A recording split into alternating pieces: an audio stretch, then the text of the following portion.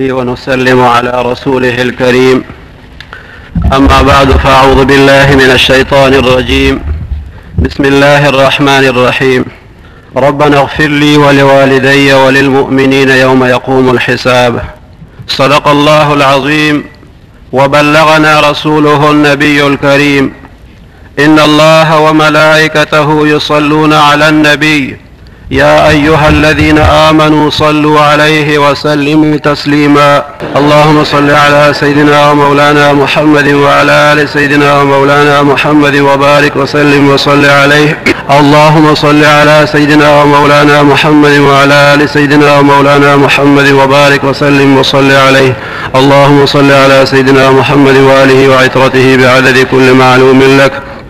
اللهم صل على سيدنا مولانا محمد وعلى آل سيدنا مولانا محمد سابقا نوره وآخرا ظهوره ورحمة للعالمين وجوده وبارك وسلم. عزت منذ مسلمانان ورنو إنسان ثواب چاته ثواب بخلو ته ویل کیږي. اهل سنت والجماعت دا عقیده لري چې مړو ته د عبادت ثواب کو څوک وبخي اخلاص سره الله تعالی هغه قبول کړي، هغه ثوابونه الله تعالی رسي. اهل سنت والجماعت دا نوم زده کوئ، ځان سره یاد ساتئ چې زمونږ د مسلک نوم چې دی هغه د اهل سنت والجماعت. نو خلکو ډېر خشته خشته نومونه ایښي دي او فاسد عقاید خورئ، او چې بیا د عقیدې څوک تردید کوي نو بیا ورته وایي ته د دې شي مخالف یې، ته د دې مخالفت کې، او دا نه وایي چې دا زمونږ د هغه خباثت مخالفت دی. نو خپل مسلک نوم یاد ساتئ، اهل سنت والجماعت. زمونږ د عقیده د اهل سنت والجماعت چې هدیة الاحیاء الى الاموات الاستغفار لهم. ژوندي خلک خپلو مړو ته که ډالۍ لیږي او تحفه ورته لیږي نو هغه د بخښنې سوال دی د هغوی دپاره د الله تعالی نه. که ژوندي خلک وغواړي چې موږ د خپلو مړو ته د خپلو وفات شوو کسانو ته څه تحفه لیږو، څه ډالۍ ورته لیږو، نو د هغې ښه شکل دا دی چې د هغوی دپاره د الله تعالی نه سوال وشي چې خدای د هغوی مغفرت نصیب کړي. نو چې د خپلو مشرانو دپاره د خپلو وفات شوو کسانو دپاره مو د الله نه د بخښنې سوال وکړو، نو داسې شو چې تاسو خپلو مشرانو ته ډالۍ ولېږله، تحفه مو ورته ولېږل. او زمونږ ښکلي پیغمبر صلی الله علیه وسلم مبارک هغه فرمایي ما المیت فی القبر الا کالغریق المتغوث. وی دا مړی دا په قبر کې په شان د ډوبېدونکي دی چې هغه فریاد کوي ينتظر دعوة تلحقه من اب او ام. د انتظار کوي د دعا چې رسیږي د ته د پلار د طرف نه، د مور د طرف نه، او اخ او صدیق یا د رور د طرف نه، یا د یو دوست د طرف نه ورته دعا ورسي. فاذا لحقته كان احب الیه من الدنيا وما فيها. دا دعا چې د ته ورسي نو د ته د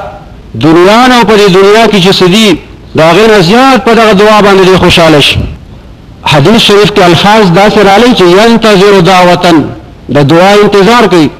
ما تاسو ته وایي چې د خپلو مړو دپاره ډالۍ دا ده چې هغوی دپاره د بخښنې سوال د الله تعالی نه وکړو چې خدای هغوی ته بخښنه نصیب کړي.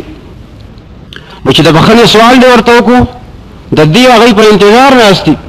په خپلو قبرونو کې هغوی انتظار کوي چې ما پسې به خپل زوی دعا کوي، پلار به راپسې دعا کوي، مور به راته دعا کوي، رور او دوست او عزیز به راته دعا کوي. او چې یو سړی درته راپاڅي چې نه دعا نشته دی، دعا مه کوه، دعا نه رسي. د دواړو جهانو سردار مبارک د چا کلمه چې مونږ وایو لا اله الا الله محمد رسول الله، هغه مبارک وایي چې مړ انتظار کوي د دعا، او تا ته یو اشنا راپاڅي چې دعا ورته مه کوه، نو ته به د خپل پیغمبر صلی الله علیه وسلم منې، او که دغه د 15مې صدۍ د دغه جاهل به منې چې دعا ورپسې مه کوه، دعا ورپسې نه رسي. بیا نبي کریم صلی الله علیه وسلم مبارک د دې ثوابونو رسیدلو د صدقات جاریات د دې متعلق واضح فرمایلی دي اذا مات الانسان انقطع عنه عمله الا من صدقة جارية او علم ينتفع به او ولد صالح يدعو له. دا چا ویلی دي؟ دا د دوانو جهانو سردار مبارک فرمایلی دي نبی کریم صلی الله علیه وسلم فرمایلی دي د خپل امت شفیع مبارک فرمایلی دي چې اذا مات الانسان کله چې انسان وفات شي انقطع عنه عمله د دنه دغه عمل کټ شي جمعات ته یو سړی راتلو وفات شو به تاسو جمعات کې وینئ د جمعات نه راځي اذان کول یو سړی او وفات شو اذان سلسله کټ شو درس چاته ورکول او وفات شو درس سلسله ختم شو الا مگر پیغمبر علیہ السلام د ثوابونو سلسلې نه سو خبره مستثنا دي چې هغه نه کټ کیږي الا من صدقه جاریه یو سړی چې هغه نه صدقه جاریه پاتې ده خکار کړی دی دا غینه خلق فائدہ حاصلې دا غیغه ثوابونه دی وفات شوی ترسي مثلا یو کس دی هغه د جمعات زمکه وقف کړی ده نو که هغه اوس وفات هم دی په قبر کې پروت دی خو څومره پورې چې د جمعات په دې زمکه باندې منځونه کیږي د قرآن شریف درسونه ویل کیږي نو د هغه بختور انسان پکې ثوابونه زیاتېږي د هغه پکې حصه ده د هغه پکې باقاعده برخه ده نو صدقه جاریه دغه ته ویل کیږي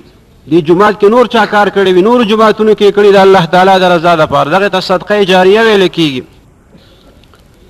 یو صحابي دی د نبی کریم صلی الله علیه وسلم هغه تاسو کو و اے د الله تعالی رسول یا رسول الله اے د خدای رسول زما مور وفات شوی ده ایو صدقه افضل کوم یو خیرات بهتر دی مور می وفات ته زه څه خیرات کوم چې دغه ډیر ثواب وشي ایو صدقه افضل قال الماء پیغمبر علیہ السلام مبارک او فرمایل اوبو د اوبو ثواب ډیر دی هغه زمانه کې د اوبو ډیر ضرورت اوس هم ډیرو ځایونو کې د اوبو سخت ضرورت دی هغه کې د اوبو تنظیم نی نو که چا تنظیم وکړو ډیر ثواب کیږي پیغمبر علیہ السلام مبارک او فرمایل الماء فحفر بئرا وقال هذه لام سعد هغه صحابي کو یو کنستو او وی دا د ام سعد د پاره شو د پیغمبر علیہ الصلوۃ والسلام مبارک په دا خبره باندې هغه داسې عمل کو چې مخ سره هغه تنظیم کو یو کنستو او وی چې دا د ام سعد د پاره شو زما د مور د پاره شو چې څومره خلک د دې کویو به استعمالي د دې هغه ثوابونه به زما مور ته الله تعالی رسي که ثوابونه نه رسید پیغمبر علیہ السلام مبارک به ته بیا د اوبو مشوره ورکوله بیا خو بیا ته ویلو چې نه بس مور دې مړه ده بس کیسه ختمه ده خپل چې سګړي بس هغه به او ثوابونه تاسو نه مکو هغه ایو صدقه افضل صحابي وای پیغمبر علیہ السلام ته وی اوبو هغه کو یو کنستو دا مې د مور د پاره شو نو د دینه دا ثابت نه شو چې ثوابونه رسی ثابت شو که ثابت نه شو نو دغه ته صدقه جاریه ویل کیږي چې ثوابونه وته الله تعالی رسی او علم ينتفع به یا علم چې پای باندې فائدہ حاصلېږي چاته سبق خولې دی یو استاد دی د جمعات مثلا هغه الف ب سپاره چاته خودله خلاصه کتاب ورته خودلو ناظره قرآن شریف ورته خولو هغه استاد بیا وفات شو دغه طالب علم بیا هغه تلاوت کوي نورو شاګردانو ته سبق ښیي د هغه مخکني استاد به ورسره باقاعده عیسی پکې ځکه چې هغه ورته دا سبق خولی دی نو دغه ته ویلی شي چې علم باندې فایده حاصلیږي د هغه کس به پکې ثوابونه چې دي نو هغه کېږي او هغه ګټه به هغه ته رسي او ولد صالح يدعو له پیغمبر علیہ الصلوۃ والسلام مبارک فرمایي چې نیک اولادی یو بچی وي د انسان او هغه بیا د خپل پلار لپاره دعا کوي چې خدای زما پلار وبخي دوه رکعاته منځو کې پلار ته د هغې ثواب وبخي سورة فاتحه وي سورة اخلاص وي د قرآن شریف تلاوت وکي سورة یاسین شریف وي حج وکي عمره وکي او د هغې ثواب بیا خپل پلار ته بخي دعاګانې ورته کوي نو دغه دعاګانې هغه مشرانو ته هغه پلارانو نیکونو ته الله جل جلاله رسي یو کس ته چې هغه ته اولاد ورته دعا کوي هغه دعاګانې هغه ته الله تعالی رسي مولانا زکریا صاحب تاسو به نوم اورېدلی مو د نوم د هغې د فضایل اعمال نوم اورېدلی دی د فضایل اعمال مصنف دی مولانا زکریا صاحب رحمت الله علیه هغه لیکلی دي په خپل یو کتاب فضایل صدقات کې دا ډېر کتابونه دي فضایل حج هم لیکلی دی فضایل درود شریف لیکلی دی فضائل اعمال لیکل دي، نور ډېر کتابونه دي. دغه مولانا زکریا صاحب هغه په فضائل صدقات کې لیکلي دي، وایي چې یو سړي خوب ولیدو، یو سړي خوب ولیدو چې قبرستان دی، قبرونه وچودل او د هغې نه مړي راووته. دا چا لیکلي دي؟ مولانا زکریا صاحب لیکلي دي. د فضائل اعمال مصنف په فضائل صدقات کتاب کې لیکلي دي چې یو سړي خوب ولیدو چې قبرستان دی، هلته کې قبرونه وچودل او د قبرونو نه هغه مړي راووته، قبرونه مړي را بهر شو. بیا د ځمکه د پاسه به هغوی لګیاو او څه څیزونه بیا راټولول، هغه مړي په ځمکه لګیا دي او څه راټولوي ځان سره. یو کس پکې دغه شانتې خاموش ناست دی او هغه هېڅ هم نه راټولوي. وایي باید هغه نه تپوس وکړو، په هغه خپل خوب کې ته تپوس کوي چې دا ټول خلک لګیا دي څیزونه راټولوي، څیزونه راجمع کوي او ته هېڅ هم نه راټولوي، ته پکې دغه شانتې ناست دی. وایي هغه سړی ما ته وایي چې دا خلک دا څیزونه راټولوي، دا دوی پسې خپلو خپلوانو، عزیزانو، دوستانو خیراتونه کړي دي، دعاګانې ورته کړي دي، صدقې ورپسې کړې ده، درود شریف یې ویلی دی، هغه ثواب یې ورته بخلی دی، نو دوی هغه ثوابونه لګیا دي راټولوي. یعنې دا ثواب بخل داسې نننۍ او پرونۍ خبره نه ده، دا د ډېر پخوا نه را روانه ده. د پیغمبر علیه السلام مبارک نه ثابته او د صحابو نه ثابته خبره ده. صدقې وی کړي، دعا کړي وي، درود شریف یې ویلي، دوی ته ثواب بخلی، نو هغه راټولوي. نو هغه کسانو دغه خیراتونه، دغه دعاګانې، دغه درود شریف چې ورته د کشرانو بخلو، هغه لګیا و راټولولې. نو دې سړي ورته وایي چې دوی ته خو خلکو دغه را بخلي دي، نو هغه راټولوي. او زه دغه شانتې غلې ځکه ناست یم چې زما دپاره خو داسې انتظام شوی دی چې زما یو زوی دی او د هغه په پلانکي بازار کې د ځلوبو، د میټایانو، د الواګانو دوکان دی او په هغې کې هغه خپله سودا هم خرڅوي او د قرآن شریف حافظ دی. د ورځې یو ختم د قرآن شریف کوي او هغه ما پسې رابخي. نو چې یو ختم د قرآن شریف 10 سپارې تلاوت را پسې د ورځې کېږي او هغه راته رابخي، نو بس زما بیا د نورو څیزونو ته ضرورت نه، زه مستغني یم. بیا دغه بزرګ هغه چې کله را بیدار شو نو بازار خو ورته په خوب کې هغه خولی، لاړو همغه پته باندې چې ویې کته یو نوجوان دی، یو هلک دی په دوکان کې ناست دی او سودا هم خرڅوي، یو شونډې اخوځي. د دې تپوس وکړو چې هلکه دا ته څه کوې، دا څه وی ځان سره؟ وایي دا زه د قرآن شریف تلاوت کوم او بیا خپل پلار ته ثواب بخم. د چې څنګه خوب لیدلی همغه شانتې واقعه ولیده. بیا څه موده تېره شوه، بیا خوب ویني هغه سړی د نورو سره لګیا دی او څیزونه بیا راټولوي چې د معلومات کړي دي، تپوس یې کړی دی چې هغه هلک خو به پلار پسې یو ختم د قرآن شریف کولو، دا ځل خو د هغه پلار هم ما په څیزونو راټولولو باندې چې دی نو ولیدو، هغسې بېغمه اوس نو دا ځل چې هغه بازار ته تللی دی، کتلی دي خلکو ورته وی وایي هغه حافظ صاحب وفات شوی دی،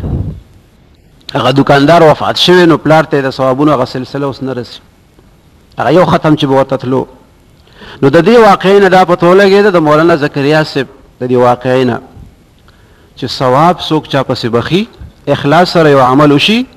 الله تعالی قبول کړي، د هغې هغه ثوابونه هغه مشرانو ته رسي او هغوی د هغې باقاعده په انتظار وي. نو دغه عقیده پکار دی چې مونږ وساتو. د بدو اعمالو، بدو عقایدو نه الله تعالی مونږ ټول وساتي. وصلى الله تعالى على خير خلقه سيدنا ونبينا وشفيعنا محمد وعلى آله وأصحابه أجمعين برحمتك يا أرحم الراحمين.